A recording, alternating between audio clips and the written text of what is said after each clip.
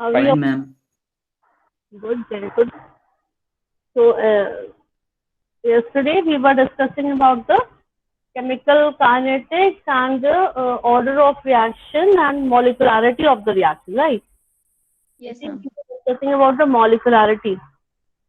And have we finished the molecularity? Yes, ma'am. Finish हो गया था? Yes, Okay. I think I have given you some homework, right? Yes, ma'am. आपने एक numerical दिया है. I have given the numerical. Yes, So, ma'am. Yes, ma'am. have you got the answer? Yes, ma'am. yes, ma'am. First order Yes, reaction. ma'am.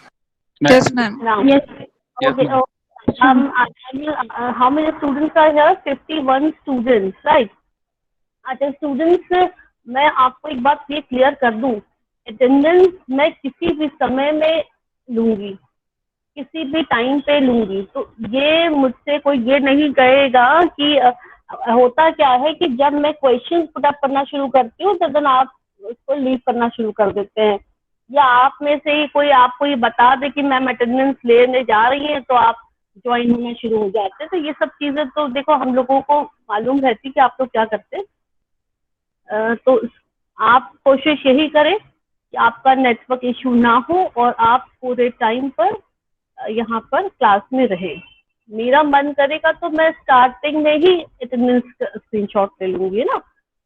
तो क्या जिस बच्चे को मैंने कोई रिस्पॉन्सिबिलिटी दी है तो वो डिनाई तो नहीं करेगा। अगर मैं किसी को भी ये रिस्पॉन्सिबिलिटी देती तो कोई डिनाई तो नहीं कर सकता ना कि नहीं मैम मैं नहीं करूंगा, ये करूंगी। तो ये जो मैंने कल ग्रुप में चैटिंग देखी, that is very disgusting and I don't want to, ये दोबारा ये सब चीजें नहीं होनी चाहिए, ठीक है।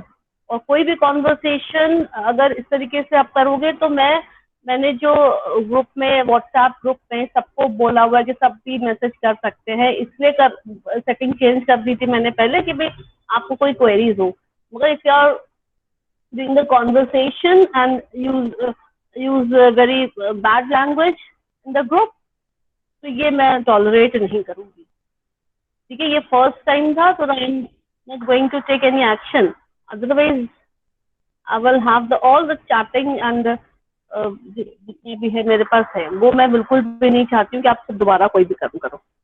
Is it clear to all of you? Yes, is ma'am. It clear to all of you? है ना, जिससे जो मैं काम बोलूंगी वो मुझे करके वो देगा। अगर मैंने अभी बोला कि प्रतिभा कुमारी अभी मुझे स्क्रीनशॉट तुरंत लेके भेजो, ये विकास कुमार सिंह अभी तुरंत लेके भेजो, तो he will do, they will do. इसमें किसी को ये कुछ कहने की जरूरत नहीं कि तुम्हें काम नहीं आता तो टाइम क्यों लेते हो, वॉट एवर, है ना। ये आप नहीं डिसाइड करोगे कि किससे मुझे काम लेना है। तो ऑल ऑफ यू, अब ये दोबारा सब चीजें नहीं होनी है और कोशिश यही करेंगे। अभी 54 स्टूडेंट्स ज्वाइन हुए हैं और अगर मैंने स्क्रीनशॉट किसी भी टाइम पे ले लिया अटेंडेंस का तो ये कोई ब्लेम नहीं है कि मैं उस वक्त था नहीं था। I don't care all about this, ठीक है। ये कभी एक बार हो सकता है, हमेशा आपकी कोई प्रॉब्लम बनी हो कि आप जब भी अटेंडेंस लो और आप नहीं हो, आपका नेटवर्क इशू है, तो ये आपका प्रॉब्लम है। चलिए अब हम लोग स्टार्ट फिर से कर रहे हैं। हम लोग बात कर रहे थे यहाँ पर जो हम लोगों ने न्यूमेरिकल दिया था। क्या न्यूमेरिकल था बच्चे? मैम एक न्यूमेरिकल था जिसमें हमें फर्स्ट ऑर्डर रिएक्शन प्रूव करनी थी। हाँ, first order reaction. Yes ma'am, उसमें कुछ डाटा दिया हुआ था, उसके बेस्ड पे हमें कांस्टेंट की वैल्यू फाइंड करके उसे फर्स्ट ऑर्डर रिएक्शन प्रूव करना था। Okay okay, very good. तो रेट कांस्टेंट की वैल्यू आपने निकाली होगी ना, तो Yes, वो ma'am. Yes, ma'am. Yes, ma'am. Rate constant की वैल्यू निकाली है। Devansh Shrivastava, Devansh Shrivastava, what is the value of rate constant? Devansh Shrivastava, yes, Devansh Shrivastava बताइए, what is the value of rate constant here? Devansh Shrivastava, are you there? Answer आ रहा है 0.0198। तो आपकी वॉइस नहीं आई। चलो एनीवेज, आंसर देवांश दे रहे 0.0198। सबका यही आंसर आ रहा है। Yes Yes, ma'am, ma'am. 0.02 आ रहा है। Yes, ma'am. No, ma'am. यही आ रहा है. 0.0198 मिनट इनवर्ट्स आ रहा है। 0.0198 देखो ये वैल्यूज जो आ रही होंगी ना, जैसे आपने अगर 10 मिनट्स के लिए निकाला होगा तो आ रही होगी 0.01997, है ना। 15 मिनट Yes, के ma'am. लिए निकाला होगा तो आई होगी 0.01985। Five. Yes, फिर ma'am. 20 मिनट से निकाला होगा तो 0.01987। तो ये आपके ये थ्री डिफरेंट वैल्यूज जो आ रही हैं, ये ऑलमोस्ट क्या है, कांस्टेंट वैल्यूज है, मतलब ज्यादा डिफरेंस नहीं ना तीनों वैल्यूज में। तो ये तीनों वैल्यूज निकाल ली तो आप बोलोगे कि नियरली कांस्टेंट है, और से एवरेज निकाल लो, एवरेज आ रहा है 0.01989। ठीक है, आपने जब थ्री वैल्यूज निकाली, थ्री वैल्यूज का आप एवरेज निकाल दीजिए कि भाई ये वैल्यू आ रही है। ठीक है, तो ये जब आप न्यूमेरिकल, हाँ बेटा अप्रोक्स ले कुछ सकते हैं पूछे, ना मैम, अगर एवरेज ना निकालें तो. अप्रॉक्स भी ले सकते हैं, मगर अब आप अप्रॉक्स कैसे लोगे आप, जैसे ये तीनों वैल्यूज में थोड़ा थोड़ा तो वेरिएशन है, जरा सा तो वेरिएशन है। तक ले लें मैम. हाँ, तो ऐसा अच्छा ये कि तीनों को प्लस करके और 3 से डिवाइड करके आप एवरेज वैल्यू निकाल के बता दो। वैसे भी एग्जामिनर ये, हाँ बोलिए। मैम जब हम के की वैल्यू फॉर्मूले में रखते हैं 2.303 upon T log we infinity upon we infinity minus we T, तो मैम जब हम वहाँ पे टाइम की जगह पे हमने सेकेंड्स में चेंज नहीं किया, डायरेक्ट 10 मिनट्स रखा है, तो मैम कैलकुलेटर से सॉल्व किया था तो मेरी मतलब 0.02 वैल्यू आ रही है के की। ऐसे ही हर केस में 0.02 ही आ रही है। 2.303 अपॉन 10 लॉग 34.75 अपॉन 28.45, ये क्या है ना। Yes ma'am, yes ma'am, yes ma'am, हर केस में 0.02 आ रही है वैल्यू। आपने कहा था ना 25 मिनट्स तक निकाल लिया है, तो सबकी वैल्यू 0.02 ही आ रही है। इसने डिवाइड किया होगा, लॉग नहीं निकाला होगा. नहीं, हमने लॉग भी निकाला है। बेटा वही आपका 0.019 आ रही है ना, तो 19 आ रही है, आपने कैसे निकाला है? बाकी सबकी वैल्यूज यही आ रही है जितने बाकी और स्टूडेंट्स हैं। Yes ma'am. Yes, ma'am. यही आ रही है 0.0194। मैम कैलकुलेटर से, अगर 0.019. साइंटिफिक कैलकुलेटर से सॉल्व करेंगे तो 0.02 ही वैल्यू आएगी। अरे अच्छा, मैम अंकुर क्या कह रहे हैं? मैम लॉग की बोलिए। प्रॉपर्टी लगाई होगी सर, जो मैम m माइनस n होता है वो हमने भी हाँ किया था मैम, यही आ रहा था 0.02 ही आ रहा था। Yes ma'am. अच्छा यस मैम। ठीक बाकी है। मैम हमने डायरेक्ट डिवाइड कर दिया था मैम, 0.19 आ रहा है, ये कुछ हो रहा अच्छा, डायरेक्ट यस डिवाइड मैम, करने लॉग की से आ रहा है प्रॉपर्टी तो नहीं लगाई होगी, लॉग लगाने के बाद ये आएगा। है। लॉग की तो प्रॉपर्टी ठीक है। लगाई मैम, देखो लॉग m माइनस देखो n। लॉग की प्रॉपर्टी लगा रही हो या नहीं लगा रहे हो, तीनों की वैल्यूज ऑलमोस्ट कांस्टेंट ही आ रही है ना। Yes ma'am. Yes, तीनों ma'am. की वैल्यूज ऑलमोस्ट कांस्टेंट वही वैल्यू आ रही है ना। तो ये आपका मतलब आपको डिफाइन करना था कि भाई फर्स्ट ऑर्डर रिएक्शन है या नहीं है। ये डिफाइन हो गया कि हाँ फर्स्ट ऑर्डर है, तीनों की वैल्यू आपकी कांस्टेंट आ रही है। Yes yes ma'am. ठीक है, तो आपका इसी तरीके से बच्चे न्यूमेरिकल भी पूछे जाते हैं, और ये चीज़ भी आपकी इम्पोर्टेंट थी ही कि कैसे हम ऑर्डर ऑफ रिएक्शन को एक्सपेरिमेंटली कैसे हम निकालते हैं। तो एक ये था ना, और उसके बाद जब मैं स्क्रीन शेयर कर देती हूँ, आगे नोट्स हम लोग देखते हैं क्या था।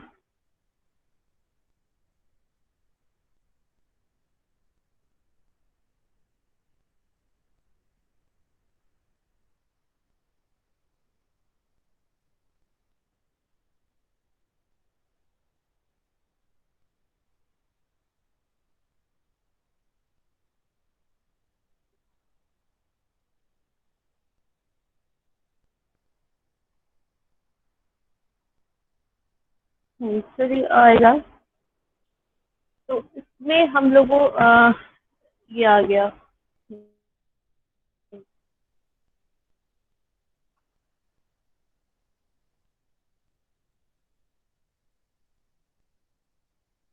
तो एक तो ये मेथड हो गया बाय अप्लाइंग द फॉर्मूला, यही हम लोगों ने ये वाला फर्स्ट मेथड किया था, method for determining the order of reaction. तो first integration method by application of formula. तो ये चीज समझ में आ गई सबको? ठीक है। Yes ma'am. फिर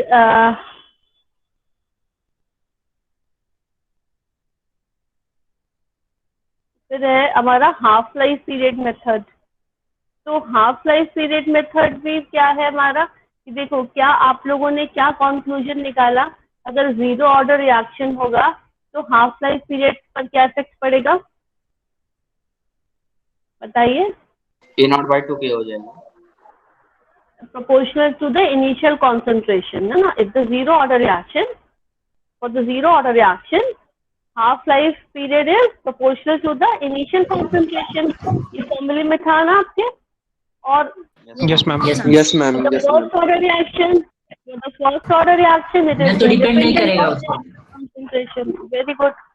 And for the second order reaction, it is inversely proportional to the initial concentration। ठीक है। तो अब यहाँ पर अब अगर हम लोग क्या करें कि in general if T half and the T dash half are the times for the half life period with initial concentration A1 A2 respectively।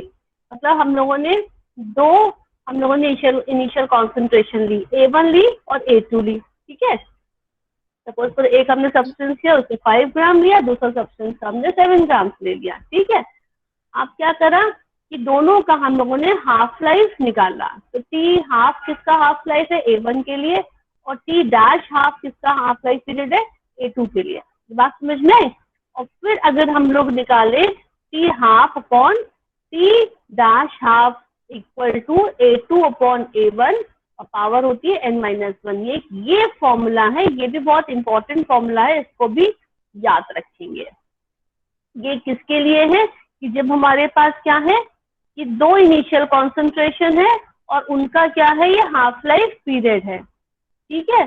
तो अगर हम जो जीरो ऑर्डर, ये एन यहाँ पर क्या हो गया, वही यहाँ पर जीरो ऑर्डर रिएक्शन है, तो यहाँ पर क्या हो जाएगा 0-1 हो जाएगा। ठीक है। और अगर आपका यहाँ पर क्या है फर्स्ट ऑर्डर रिएक्शन है तो एन की वैल्यू 1 हो जाएगी, और अगर 2 है तो 2 हो जाएगा। मगर अब इसका हम लोग देखो बच्चों लॉग लेते हैं। ठीक है। लॉग ले लिया तो हमारे पास ये इक्वेशन बन गई।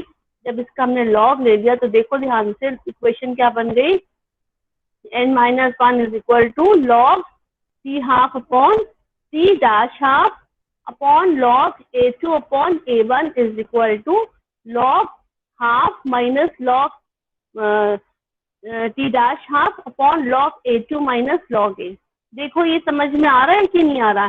पहले हम लोगों ने क्या करा कि दो इनिशियल कॉन्सेंट्रेशन ली A1 A2 और उसके हम लोगों ने दो हाफ लाइफ निकाले।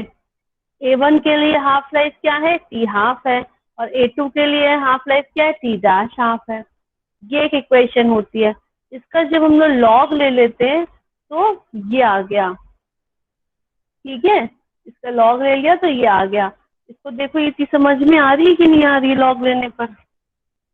Yes, ma'am, आ गए। Yes, ma'am. आ रहा ना समझ में। ये इक्वेशन Yes. हमारी यहाँ पे देखिए बन गई है ना लॉग लेने पर।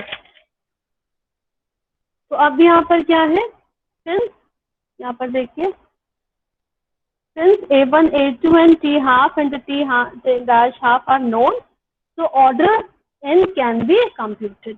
अब आपको n निकालना है, ऑर्डर ऑफ रिएक्शन निकालना है ना। अब मैंने क्या बोला, हम लोग क्या कर रहे हैं अभी कि एक्सपेरिमेंटली देख रहे हैं कि हमारे रिएक्शन का ऑर्डर क्या है। तो हमने क्या करा, पहले हमने इनिशियल कॉन्सेंट्रेशन अपने सब्सटेंस का ले लिया, फिर उसका हमने देखा कि कितने टाइम बाद वो हाफ रह गया, तो हाफ लाइफ पीरियड हमें पता चल गया कि कितने टाइम बाद हाफ रहता है, वो नोट कर लिया हम लोगों ने।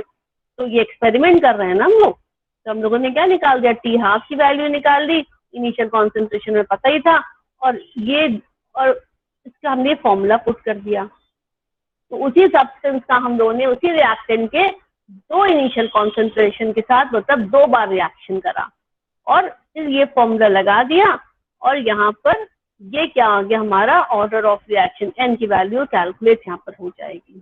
ठीक है। तो हमारा ऑर्डर ऑफ रिएक्शन आ जाएगा। तो ये मेथड जो होता है हमारा क्या कहलाता है कि किस मेथड से कर रहे हैं हम लोग, ये हाफ लाइफ पीरियड मेथड से हम लोग ये कर रहे हैं। ठीक है। आए समझ में। Yes, ma'am. Yes, ma'am. Formula भी बहुत अच्छे से देख लो, इसलिए देख लो क्योंकि इस पर बेस्ड भी न्यूमेरिकल पूछे जा सकते हैं। और ये भी आपको कंक्लूजन भी पता होना चाहिए कि जीरो ऑर्डर रिएक्शन के लिए इनिशियल कॉन्सेंट्रेशन पर डिपेंड करता है कि नहीं करता है? Yes, proportional to the initial concentration half life, and half life is independent of initial concentration for first order reaction.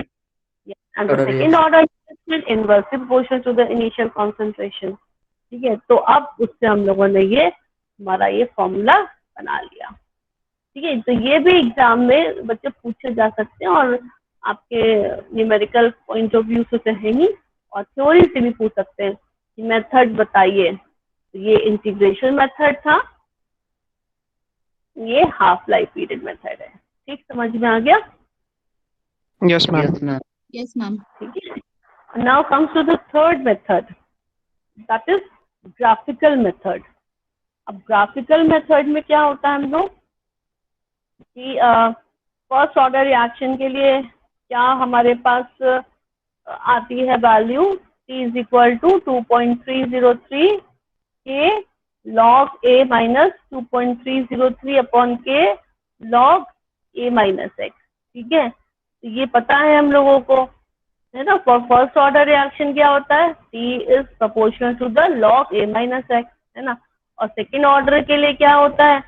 Second order के लिए हमारे पास ये फॉर्मूला होता है ना, यही तो है ना, t is inversely one proportional to 1 upon a minus x निकाला तुम लोग, है ना। तो इन जनरल हम लोग क्या लिख सकते हैं? t is proportional to 1 upon a minus x n minus 1। n minus 1 यहाँ पर क्या आ गया? वही आपके nth ऑर्डर के लिए निकाल रहे हो, है ना। ये सेकेंड ऑर्डर के लिए निकालना है तुम्हें, ये आप लोगों ने फर्स्ट ऑर्डर के लिए निकालना है। तो अगर यहाँ पर क्या कर देंगे, इसकी वैल्यू रख देंगे हम लोग।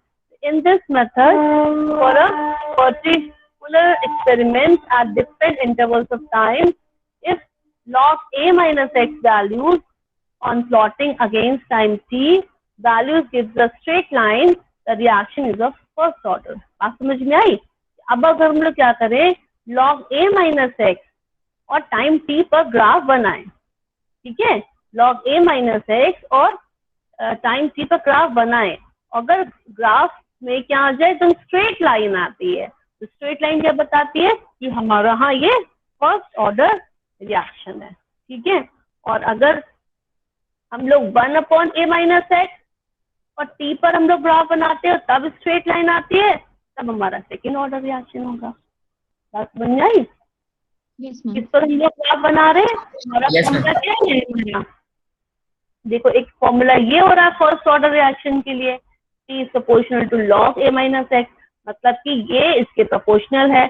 तो अगर हम लोग ग्राफ बनाए किसके किसके बीच में, इसके और इसके बीच में ग्राफ बनाए, तो क्या होगा, ये वैल्यू बढ़ रही है तो ये वैल्यू भी बढ़ रही है ना, तो बढ़ेगी तो क्या होगा, ग्राफ कैसे आएगा, ऐसे स्ट्रेट लाइन से आएगा ना ग्राफ न्यू करके, दोनों वैल्यू बढ़ रही है। इसमें हमें उल्टा करना पड़ेगा सेकेंड ऑर्डर के लिए, कि हमें क्या करना पड़ेगा, t और a minus x 1 upon a minus x के बीच में ग्राफ बनाना पड़ेगा, t और 1 अपॉन a माइनस एक्स। और अगर तब इस केस में ये हमारी स्ट्रेट लाइन ऐसे आती है तो क्या हो जाएगा, ये हमारा मतलब क्या हो जाएगा, सेकेंड ऑर्डर रिएक्शन हो जाएगा। तो अब हमें जब करना पड़ता है बच्चों, हमारे पास डेटा आ जाते हैं, हमने एक्सपेरिमेंट किया, हमारे पास डेटा है, a की वैल्यू है, x की वैल्यू है, t की वैल्यू है, तब हमें क्या करना पड़ता है कि अलग अलग फॉर्मूले पे वैल्यू रख के देखनी पड़ती है किसके लिए ग्राफ स्ट्रेट आ रहा है। अगर इसके लिए ग्राफ स्ट्रेट आ रहा है, अगर इसके लिए ग्राफ स्ट्रेट नहीं आ रहा है, log a माइनस एक्स और t के बीच आपने ग्राफ बनाया, अगर आपको स्ट्रेट नहीं आ रहा है तो मतलब ये हमारा फर्स्ट ऑर्डर नहीं है। इन दोनों के बीच में ग्राफ बनाया, अगर आपका ग्राफ स्ट्रेट नहीं है तो मतलब सेकेंड ऑर्डर नहीं है। ठीक है, ये हमारा कैसा मेथड हो गया, ग्राफिकल मेथड हो गया। क्या हो गया, ग्राफिकल मेथड।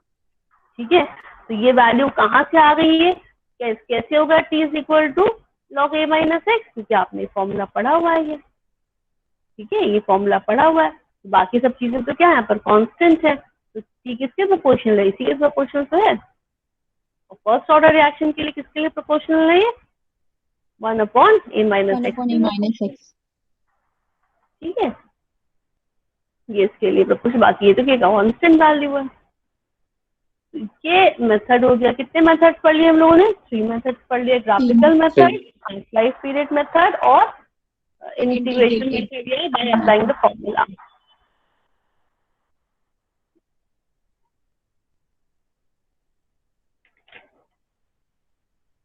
इसमें क्या करते हैं, ये जो हमारा ओसवाल्ड आइसोलेशन मेथड होता है, तो इसमें क्या करा जाता है कि जिस भी रिएक्टेंट का हमको ऑर्डर ऑफ रिएक्शन निकालना होता है, ठीक है, तो उसको हम लोग एक्सेस में ले लेते हैं। एक्सेस में कैसे ले लेते हैं अभी समझाती हूँ, पहले सुन लो फिर समझ में आ जाएगा। In this method the concentration of all reactant except one is taken in excess. मतलब कि जितने, अगर हमारे पास सपोज करो ये FeCl3 है, SnCl2 है, ये दो रिएक्टेंट हैं, ठीक है, तो हमने क्या करा, अगर यहाँ पे दो ही रिएक्टेंट है तो एक को तो बहुत एक्सेस में ले लिया, उसको डाइल्यूट कर दिया, और दूसरे का क्या करा, उसको हमने डाइल्यूट नहीं किया। तो in this method the concentration of all reactants except one is taken in excess and the order of reaction is then determined with respect to that reactant which is not taken in access. Then in another experiment, the concentration of any other reactant is not taken in access, keeping the concentration of all other in access. The order of reaction is again determined.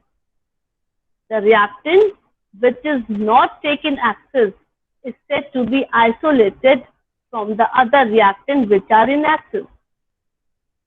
Finally, the order of reaction will be the sum of the orders of all isolated reactants. अब यहाँ पर I am giving only two example of only two reactants, FeCl3 और SnCl2.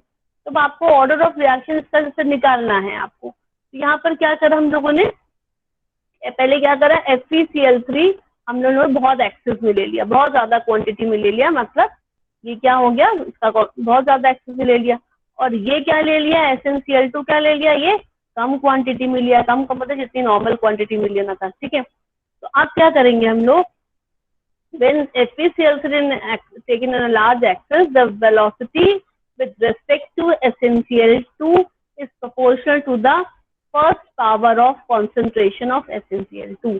मतलब क्या होता है, जब हम लोगों ने इसको एक्सिस में ले लिया और इसको एक्सिस में नहीं लिया, ठीक है, तो इसको नहीं लिया, तो अब जो हमारा वेलोसिटी होगी रिएक्शन की, वो किस पर डिपेंड करेगी, सिर्फ SnCl2 पर डिपेंड करेगी। क्योंकि क्या होता है, ओसवाल्ड डाइल्यूशन लॉ यही कहता है कि जो जैसे बहुत एक्सिस में आपने उसको ले लिया, तो उस पर अब रिएक्शन का रेट नहीं डिपेंड करेगा, क्योंकि तो ऑलरेडी बहुत ज्यादा है ना। रिएक्शन का रेट अब किस पर डिपेंड करेगा, सिर्फ और सिर्फ SnCl2 पर डिपेंड करेगा। अब क्या करोगे, जो भी वेलोसिटी आप निकालोगे, है ना, तो वो किसकी वजह से आएगी रिएक्शन की, SnCl2 की वजह से आएगी, ठीक है। तो अब जो हमारा रिएक्शन का जो ऑर्डर आएगा उसको हमने नोट कर लिया, इसका रिएक्शन का ऑर्डर जो आया वो फर्स्ट पावर आया, मतलब इसका 1 आया, इसका ऑर्डर 1 आया। अब नेक्स्ट एक्सपेरिमेंट में हमने क्या करा कि इसको ज्यादा ले लिया, इसको कम कर दिया, SnCl2 बहुत ज्यादा ले लिया, तो हमारा रिएक्शन का रेट किस पर डिपेंड करेगा, सिर्फ और सिर्फ फेरिक-क्लोराइड पर डिपेंड करेगा। अब फेरिक-क्लोराइड पर डिपेंड करेगा, तो अब हमने देखा जो हमारा रिएक्शन का जो रेट है वो FeCl3 के प्रोपोर्शनल है, और कितना प्रोपोर्शनल है, square of concentration of FeCl3। मतलब कि इसका ऑर्डर ऑफ रिएक्शन क्या आ गया, 2 आ गया, इसके लिए 2 आ गया, इसके लिए 1 आ गया। तो अब हमने क्या करा, दोनों को प्लस कर दिया, 1 + 2 = 3। इसलिए हम ये कहेंगे कि ये जो रिएक्शन है this is a third order reaction, ये थर्ड ऑर्डर रिएक्शन है। ये बात समझ में आई कि नहीं आई? Yes ma'am. मैम तो हमने तो स्टोइकोमेट्रिक कोएफिशिएंट का सम कर दिया ना बस। नहीं, ऐसे नहीं सम कर दिया है हम लोगों ने, इनको आप ऐसे देख करके नहीं आप सम कर दोगे। ये तो मैंने तो बहुत सिंपल आपको एग्जांपल दे दिया, सिर्फ 2 ही रिएक्टेंट का दे दिया है ना। और आप अगर मैंने कई सारे रिएक्टेंट लिए होते तो क्या आप ऐसे तो ना सम कर सकते थे, तो आपको ऑर्डर ऑफ रिएक्शन बहुत ज्यादा हो जाता है ना। तो हमें क्या करना पड़ता है इस केस में कि हमारे पास जितने भी रिएक्टेंट हैं उसमें से किसी एक को आपने कम क्वांटिटी में लेकर के बाकी सबको बहुत ज्यादा क्वांटिटी में ले लिया। जिनको बहुत ज्यादा क्वांटिटी में ले लिया तो अब आपका रिएक्शन का रेट उनके कॉन्सेंट्रेशन पर डिपेंड नहीं करेगा, ठीक है। अब जो जिसको आपने कम क्वांटिटी में लिया है मैंने कम क्वांटिटी में लिया है, या जिसको कह सकते हो कि नॉर्मल क्वांटिटी में लिया है, तो उसको हम लोग बोलते हैं आइसोलेटेड। हमने आइसोलेटेड मतलब कि जैसे अगर हमने FeCl3 को लार्ज क्वांटिटी में ले लिया तो SnCl2 को बोल रहे हैं आइसोलेटेड। तो अब हमारा जो रिएक्शन का जो रेट आएगा वो सिर्फ और सिर्फ SnCl2 की वजह से आएगा। तो जो हमारा रिएक्शन का जो रेट आ रहा है उसमें क्या हो रहा है, जो रिएक्शन है हमारी किसके लिए प्रोपोर्शनल आ रही है, SnCl2 के first power of concentration of SnCl2 के प्रोपोर्शनल है। The velocity with respect to SnCl2 is proportional to the first power of the concentration of SnCl2.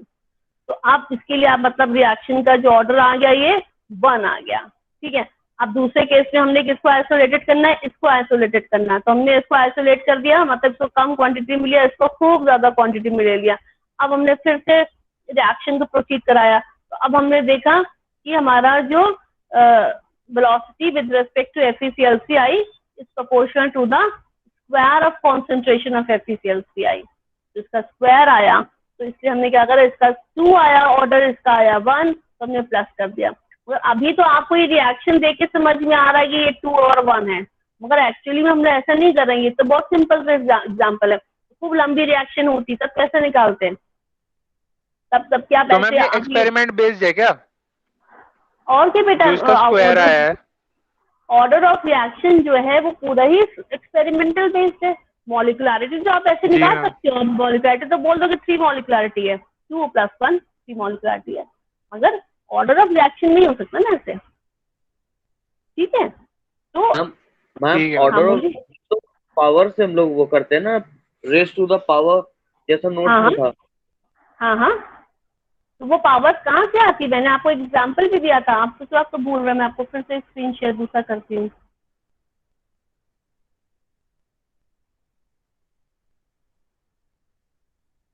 आपको अल्फा बीटा गामा भूल गए, याद है, उसी का बोल रहा हूँ।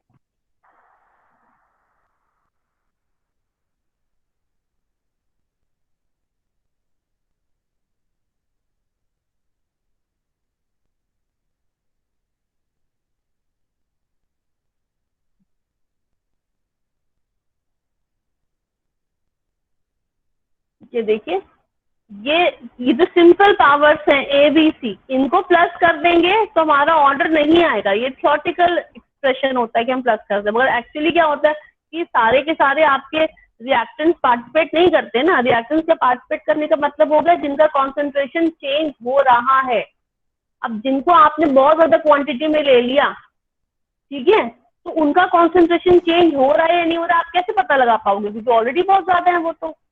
तो जिसको आपने आइसोलेट किया है, यहाँ पर आपने इसको आइसोलेट किया है, तो किसका कॉन्सेंट्रेशन चेंज होगा, इसी का तो कॉन्सेंट्रेशन चेंज होगा।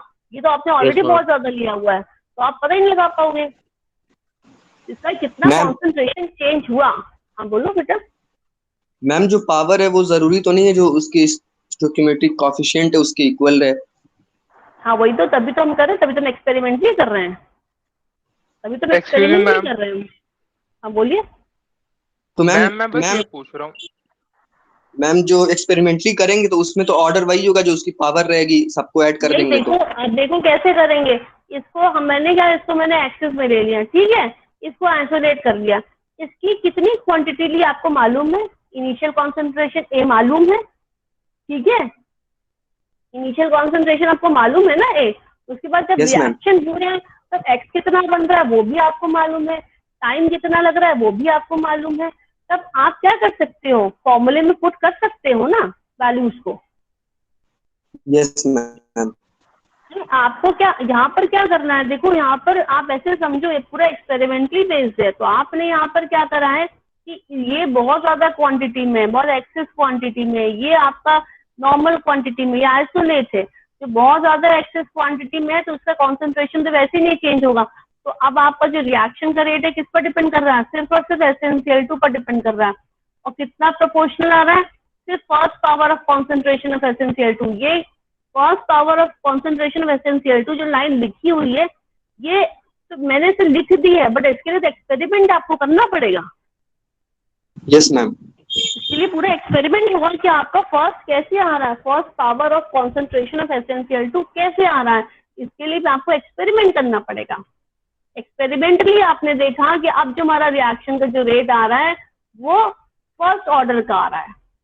फिर सेकेंड आपने एक्सपेरिमेंट फिर से किया, अब आपने इसको खूब एक्सेस में ले लिया, फिर आपने ऑर्डर निकाला तो आपने दिखाया कि ऑर्डर तो हमारा 2 आ रहा है। तो अब ऑर्डर 2 क्यों आ रहा है? क्योंकि आपने इसको आइसोलेट करा था, इसका मतलब ये जो ऑर्डर 2 आ रहा है वो इसके लिए, इसकी वजह से आ रहा है। अब आप लास्ट में क्या करो, इनका 1 इसका 2 प्लस कर दिया। ये तो सबसे बहुत ही सिंपलेस्ट एग्जांपल बच्चों मैंने लिया, नहीं तो कॉम्प्लिकेटेड आपके लिए हो जाता है। अगर हम 3-4 रिएक्टेंट में लिख देती तो ये जो लाइन मैं बार बार जो बोल रही हूँ कि फर्स्ट पावर के बराबर है और ये सेकंड पावर के बराबर है, तो ये ऐसे ही नहीं, आपको कैसे पता चल जाएगा कि फर्स्ट पावर के बराबर है कि सेकंड पावर के बराबर है? ये तो आपको एक्सपेरिमेंटली निकालना पड़ेगा। मैम आप समझिए, पहले ये कंफ्यूजन हो रहा था कि मतलब शुरू के 3 तो जैसे थ्योरेटिकल थे ना मेथड, तो ये वाला मैम बस पूछना चाह रहे थे कि एक्सपेरिमेंटल बेस है कि नहीं। तो ये एक्सपेरिमेंटली है, तो ये भी आपको पूरा एक्सपेरिमेंट होगा, है ना। यहाँ तो हम लोगों ने से छोटा सा समराइज करके लिख दिया है कि कैसे हम लोग कैलकुलेट करते हैं। अब अगर आप लैब में जाओ और उससे रिलेटेड आपका एक्सपेरिमेंट हो, तब आप कैसे भी, बात भी सही आप समझ रहे हो कि मैम ये फर्स्ट पावर के प्रोपोर्शनल कैसे आया, सेकंड पावर के प्रोपोर्शनल कैसे आया, तो कैसे आया उसके लिए आप एक्सपेरिमेंट करना पड़ेगा कि कैसे आया। मतलब यहाँ पर है कि जब आपने 2 बार एक्सपेरिमेंट किया तो आपकी 2 अलग अलग वैल्यूज आई, एक बार आपका फर्स्ट ऑर्डर आ रहा है, दूसरा सेकंड ऑर्डर आ रहा है। तो ऐसे केस में आप किसको मानोगे कि भाई हम फर्स्ट ऑर्डर लेंगे कि सेकंड ऑर्डर लेंगे? तब हम क्या करेंगे, दोनों को फिर हम प्लस करेंगे, तब हमारा आ जाता है थर्ड ऑर्डर ऑफ रिएक्शन। ठीक है, अगर हमने यहाँ पे 4 रिएक्टेंट सपोज कर लिए होते A B C D, तो हमने अगर A के रेस्पेक्ट हमको निकालना है ऑर्डर, तो हमने A को आइसोलेट कर दिया, बाकी B C D को खूब ज्यादा एक्सेस क्वांटिटी में ले लिया। अब जो हमारा जो रिएक्शन का जो रेट आएगा वो सिर्फ और सिर्फ A की वजह से आएगा, तो उसका हमने ऑर्डर निकाल लिया। ऑर्डर कैसे निकालिए, वो एक्सपेरिमेंटली हम लोग निकालेंगे, एक्सपेरिमेंट होगा उसके लिए। ठीक है, और वैसे हमने फिर हम लोग बी के लिए निकालना है, तो बी के लिए भी हमने ऑर्डर निकाल लिया, सी के लिए निकाल लिया, डी के लिए ऑर्डर निकाल लिया, सबको प्लस कर दिया। तो हो सकता है सी और डी के लिए ऑर्डर आपका 0 आए, है ना। मतलब हम ये देखें कि सी और डी को हमने आइसोलेट भी कर दिया, मतलब फिर भी रिएक्शन का जो रेट है उस पर डिपेंड कर ही नहीं रहा, पता लगा 0 ऑर्डर रिएक्शन है। तो क्या होगा, अब जब प्लस करोगे तो सिर्फ A plus B plus C plus D करा तो सी और डी तुम्हारे 0 आ रहा है। इसीलिए ऑर्डर ऑफ रिएक्शन बहुत ज्यादा कभी हो ही नहीं सकता ना। Yes ma'am. बात समझ में आई? किसी को कोई कंफ्यूजन हो बच्चों, अभी पूछो फिर से। Ma'am hello ma'am. हाँ बोलो मैम, अगर 3 रिएक्शन रहेगा तो मतलब एक को एक्सेस में लेके 2 को स्मॉल अमाउंट में लेना पड़ेगा कि 2? नहीं, एक सिर्फ एक बच्चों, एक के 1 बाय 1 लेना पड़ेगा, 1 बाय 1 चलेगा। एक बार में एक ही चीज आइसोलेट होगी, जिसको हम आइसोलेट करेंगे उसी के रेस्पेक्ट आप रिएक्शन का रेट निकालोगे। अगर ए बी सी डी, हाँ, तो 4 बार करना पड़ेगा हमको। हम अगर 3 रिएक्शन है तो एक को आइसोलेट किए, 2 को नहीं करेंगे, फिर एक को करेंगे, फिर 2 को नहीं करेंगे, फिर एक को करेंगे, फिर 2 को नहीं करेंगे। हाँ, वेरी गुड, ऐसे करेंगे। हाँ, फिर सबको ऐड कर देंगे। अगर सपोज तो A B C D 4 reactant है, तो हमने ए को आइसोलेट कर दिया, बी सी डी को एक्सेस क्वांटिटी में ले लिया। अब हमारा रिएक्शन का रेट किस पर डिपेंड करेगा, सिर्फ ए पर, क्योंकि ए आइसोलेट है, ए की एक अपनी फिक्स क्वांटिटी है। उसको हमने, उसका जितना भी आपको ऑर्डर ऑफ रिएक्शन आया एक्सपेरिमेंटली जितना आया उसको आपने नोट कर लिया। ठीक है, फिर आपने फर्स्ट ऑर्डर के लिए निकालना, सॉरी, फिर आपने सेकंड जो रिएक्टेंट था उसको क्या करा, मतलब बी को आइसोलेट कर दिया, बाकी ए सी डी इन तीनों को हम लोगों ने एक्सेस क्वांटिटी में ले लिया। ठीक है, फिर हमने ऑर्डर ऑफ रिएक्शन निकाला, तो जो आएगा वो बी की वजह से आएगा, उसको नोट कर लिया। फिर थर्ड एक्सपेरिमेंट में क्या करा, सी को आइसोलेट कर दिया। तो सी को आइसोलेट करने का मतलब हो गया कि ए बी डी इनको एक्सेस क्वांटिटी में ले लिया, सिर्फ डी को हमने आइसोलेट करा। इन सेम वे डी को। ठीक है, अब जितना आया आपने इसको प्लस कर दिया। ठीक है, हो सकता है किसी का 0 आ रहा हो, किसी का 1 आ रहा है, किसी का 2 आ रहा है, तो ऐसे प्लस करके हम ऑर्डर ऑफ रिएक्शन निकालेंगे। दिस इज नोन एज रोस्पार्स आइसोलेशन मेथड। ठीक है, ये 4 हमारे यहाँ पर ये मेथड्स हो गए। समझ में आया आप तुम लोग को? Yes ma'am. Yes ma'am. कोई डाउट तो नहीं है? No ma'am. No ma'am.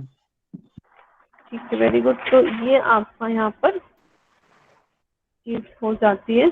अब इससे रिलेटेड हमें कुछ न्यूमेरिकल्स करने हैं, वो मैं अभी आपको बोलती हूँ।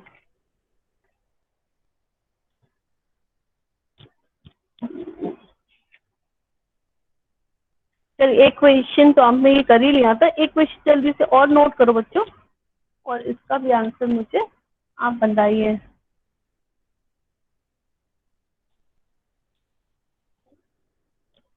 क्वेश्चन है, the decomposition of, do you have copy and pen? Yes ma'am. Yes ma'am. Yes ma'am. Yes ma'am. The decomposition of an aqueous solution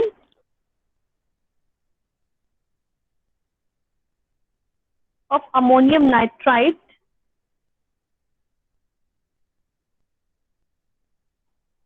just minute, मैं काम करती हूँ, मैं इसका स्क्रीनशॉट लेकर के तुम लोगों को ग्रुप पे डाल देती हूँ, है ना? Yes okay ma'am. Ma'am. Yes ma'am. क्योंकि मैं बोलूंगी कुछ, तुम लोग कुछ लिखोगे।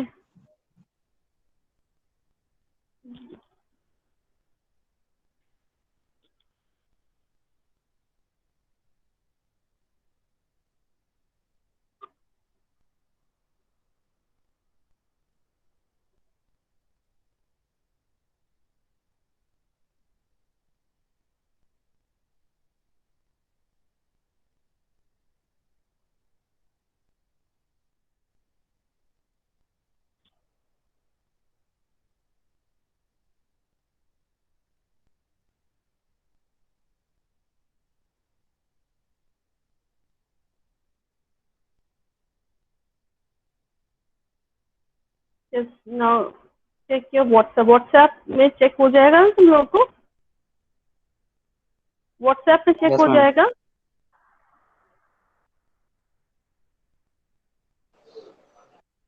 यस मैम, आ गया। आ गया?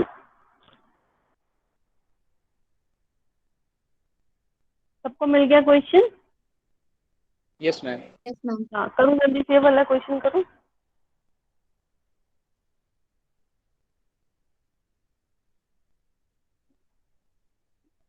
The decomposition of an aqueous solution of ammonium nitrite was studied by placing the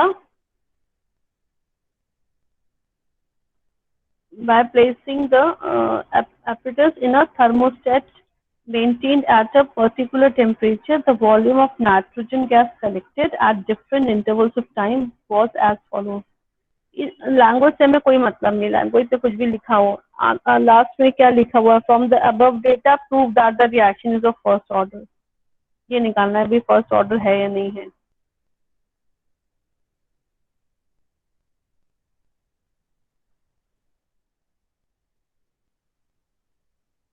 ठीक है, फॉर्मूला वही लगेगा जो मैंने आप लोगों को बताया था।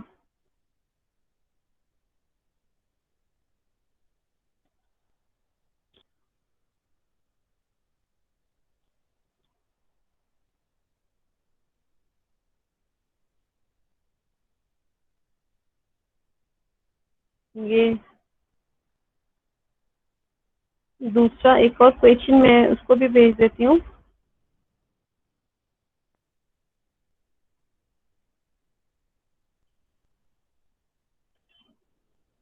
कर रहे हैं सब लोग? Yes ma'am. Yes ma'am. अभी मैं किसी से पूछूंगी।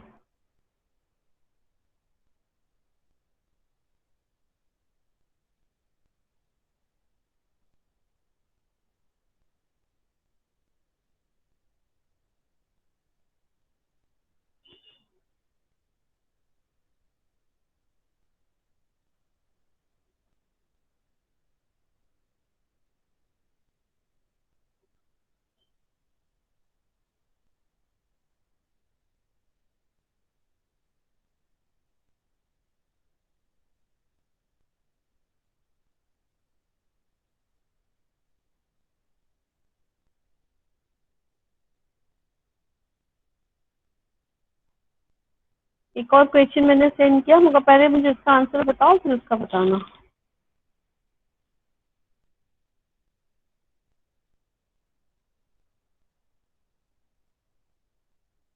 मैम फर्स्ट के लिए कांस्टेंट की वैल्यू 0.02 आ रही है। मैम k इज इक्वल 0.1 हाँ, यस मैम 10 मिनट के लिए आ रही है 0.122 0.02। बेटा आप मैम मैम डिवाइड कर लो। मैम लॉग की प्रॉपर्टी लगाएंगे तो 0.02 आएगा, वैसे 0.19 आएगा। हाँ तो आप डिवाइड करिए, लॉग की प्रॉपर्टी आएगा ना जीरो लगा पॉइंट करके। जीरो वन नाइन ऑर्डर आ रही है मैडम। तो 0.0196 आ रही है वैल्यू 10 मैम मिनट आएगा के सेम ही, लिए। मतलब उसका ऑर्डर। हाँ वो आएगा तो वही, मगर यहाँ पर जो आंसर बता दी ना 0.0196 आ रहा है जैसे। मैम जब हम लोग साइंटिफिक कैलकुलेटर से करते हैं तो फिर 0.02 ही वैल्यू आती है।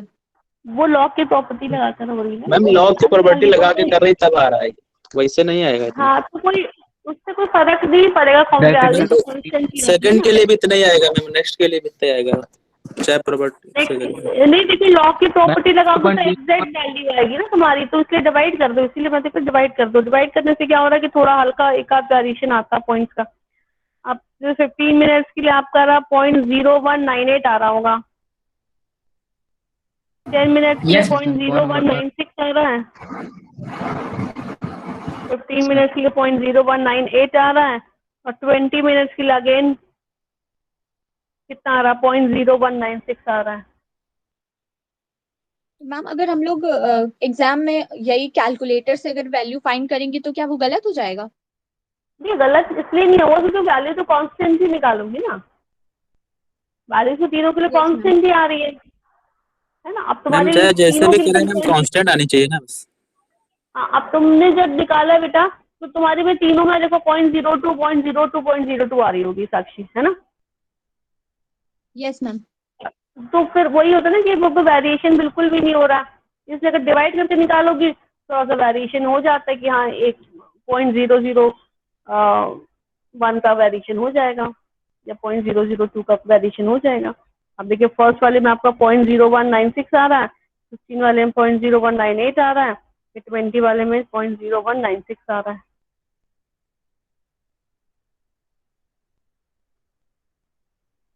ठीक है, और नीचे आपको लिखना पड़ेगा since the value of k comes out to be nearly constant the given reaction is of the first order reaction. ऐसे लिखनी पड़ेगी लाइन आपको, समझ नहीं बात सबने करा? यस मैम हो गया। यस मैम हो गया। Yes ma'am. सबने किया तो एक ऐसा Yes, नहीं ma'am, हो गया। ये वाले जो क्वेश्चन आते हैं टेबल बना के कर दिया करो। टेबल में मतलब कि एक तरफ टाइम लिख दो, एक तरफ आपका वीटी की वैल्यू लिख लो, दूसरे कॉलम में आप वी इंफिनिटी माइनस वीटी की वैल्यू लिख लीजिए, और फिर फोर्थ कॉलम में फॉर्मूला लिख लीजिए, और उसके फिफ्थ कॉलम में अपना आंसर लिख दीजिए। तो एक टेबल बन जाती है, तो वो देखने में एग्जामिनर को आसानी रहती है और आपको मार्क्स भी ठीक मिलते हैं और आपको जगह भी ऑक्यूपाई ज्यादा नहीं होती है। ठीक है, दूसरा जो मैंने भेजा वो करो, बेंजीन डाइज़ोनियम क्लोराइड वाला।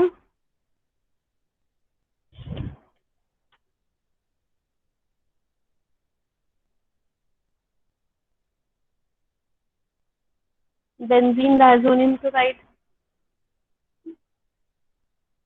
पर न्यूमेरिकल जल्दी से करके बताओ। कर रहे हैं मैम। अच्छा टेबल बना के करना जैसे मैंने बोला है, टेबल बना के करने के लिए।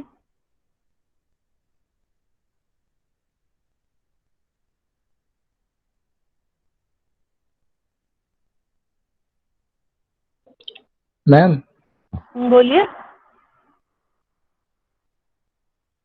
बोलिए। मैम अगर वॉल्यूम 0 दी गई हो, मतलब इन्फिनिटी ना दी गई हो, तब तो ये फॉर्मूला यूज कर नहीं सकते, इसका आंसर गलत हो नहीं जाएगा। तो हम दूसरा फॉर्मूला बताएंगे आपको, ये तो मैंने आपके लिए ओके। बताया ना जब इन्फिनिटी दे रखा है। हाँ क्योंकि मैम हमने उसी फॉर्मूले से करे जो इंटर में पढ़ा था, उससे मेरा हाँ हाँ आंसर बिल्कुल अलग आ रहा था। हाँ, तो वो नहीं आएगा, दूसरा फॉर्मूला तुम बताएंगे ना अभी हम ओके मैम। जब वॉल्यूम आपका टाइम t0 है तो वॉल्यूम कितना है वो बताएंगे ये।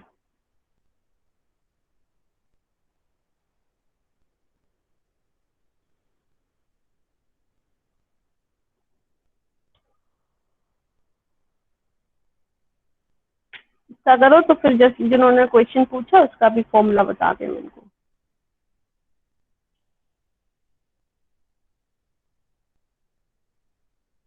तो ये जो फॉर्मूलेस है मैंने अलग से नोट्स में नहीं दिए हैं, तो अगर तुम लोग ये अपने नोट्स में ये लिख लेना कहीं पर जहाँ पर नोट्स बना रहे हो उसमें।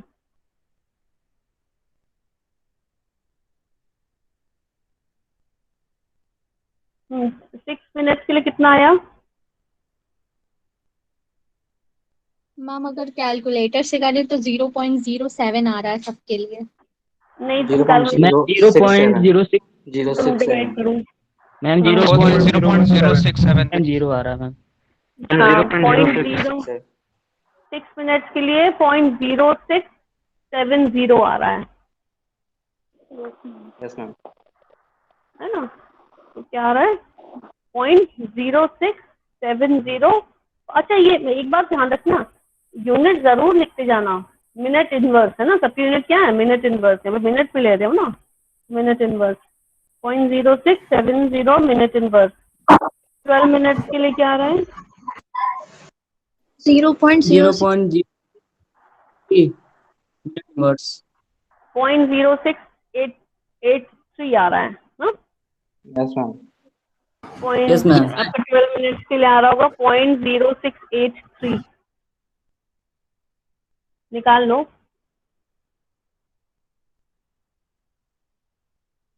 प्रतिभा,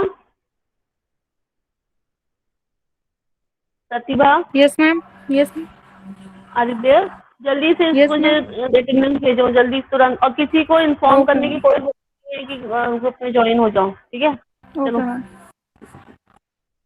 जय 55 स्टूडेंट्स है।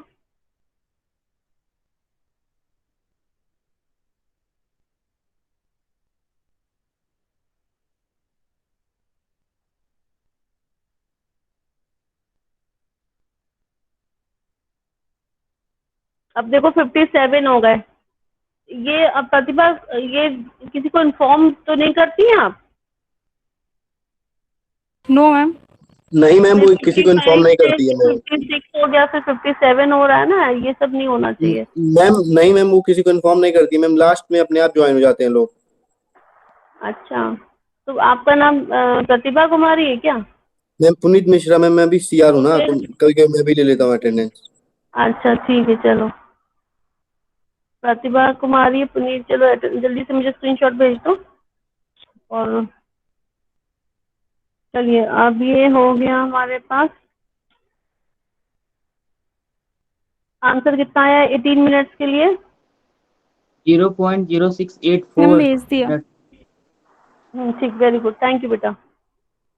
18 मिनट्स के लिए आया 0.0685 ना? मैम 12 मिनट के लिए कितना आंसर आया? 12 मिनट्स के लिए आया 0.0683। यस पुनीत मिश्रा, 18 मिनट्स के लिए कितना है बेटा? Ma'am 0.13 ma'am. 0.13? तुम क्या कैलकुलेटर से कर रहे हो उसे सीधे सीधे लॉग की प्रॉपर्टी लगा करके? Yes ma'am. नहीं, लॉग की प्रॉपर्टी मत लगा करके करो, उसे डिवाइड करके करो। Okay ma'am. मैम 18 मिनट्स के लिए 0.067 होता है। 0.0685 आ रहा है 18 मिनट्स के लिए। 0.0685। Yes ma'am. Yes ma'am. फिर 24 मिनट्स के लिए निकाल दो। 20 बस 4 तक निकाल लो, 30 मिनट्स के लिए निकालने की जरूरत नहीं है। 30 और इंफिनिटी बस 4 निकालें तो वही काफी है मैम 24 का 0.0764 मिनट सेकंड इनवर्स आ रहा है। 20 मिनट्स के लिए आ रहा बेटा 0.0666 0.0 666 इसमें तो 666 है। अब इसका आप जैसे अपनी सबकी क्वांटिटी में आपको बहुत जरा सा माइन्यूट सा ही डिफरेंस है, तो सबको प्लस करके एवरेज निकाल लोगे तो आप बोलोगे एवरेज जो आ रहा है वो आ रहा है 0.0676 पर मिनट। 0.0676, तो आप बोलोगे since the value of K comes out to be nearly constant, the reaction is of first order. The mean value of K is equal to 0.0676 per minute. ठीक है? Yes ma'am. चलिए, यस मैम। और कोई query कुछ पूछना है? 3 का निकालने में काफी है ना। चलो तुम 3 का ही निकाल लो। उसके अलावा फिर हम लोग और भी कल न्यूमेरिकल करेंगे, तो उस पर मैं आप लोगों को और फॉर्मूले बता दूंगी। Is it clear to all of you? Now students, yes ma'am. Yes yes ma'am. ठीक है, so now have a nice day. Thank you ma'am. Ma'am